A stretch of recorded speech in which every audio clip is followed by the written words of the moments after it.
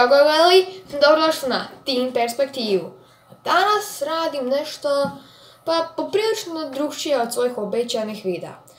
Na prijedlog dosta svojih prijatelja i pošto je 100% ljudi na anketi glasalo da žele da napravim Q&A, odlučio sam da danas radim Q&A. Da, odgovarat ću na vaše pitanja koja ste mi ostavili u komentarima i nemam više ništa za reći, pa započnemo ovaj Q&A. I trebam prestati govoriti Q&A, znam.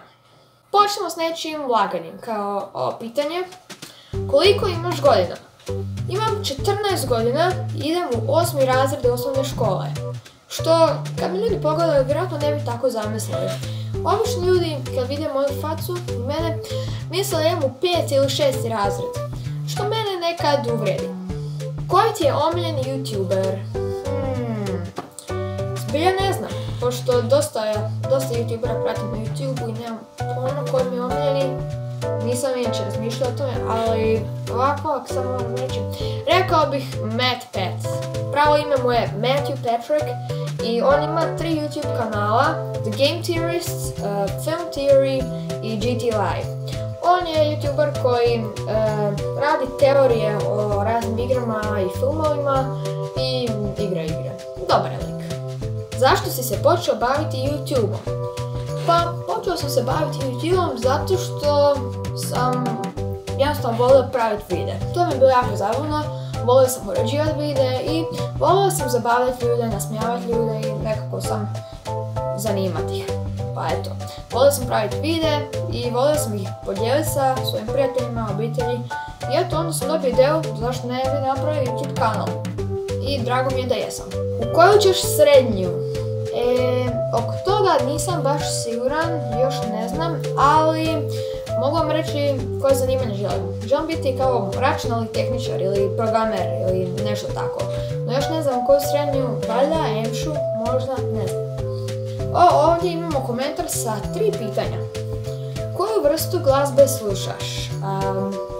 Pa ovo je malo teže, pošto ja inače ne slušam toliko puno glazbu, ali ako slušam, volim elektroglazbu i slušam neke pop pjesme, stoga eto, elektropop, tako.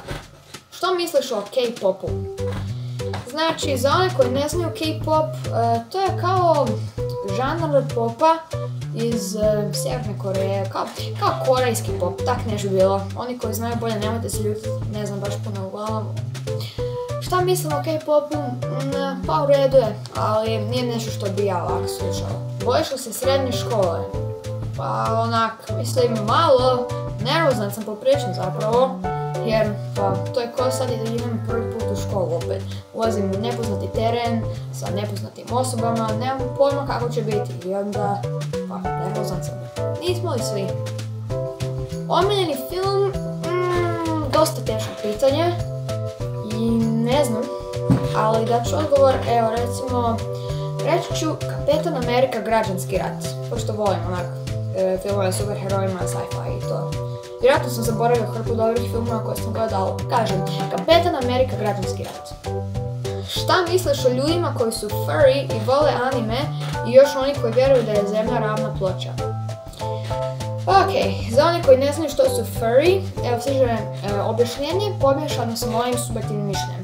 To su poremećeni ljudi koji se vole oblačiti u životinje i onda rade neke glupe i neprimjerene stvari u tim kostimima. Uglavnom, mislim da ne bi trebali to raditi i da ne bi trebali postojati. No to je samo moje mišljenje.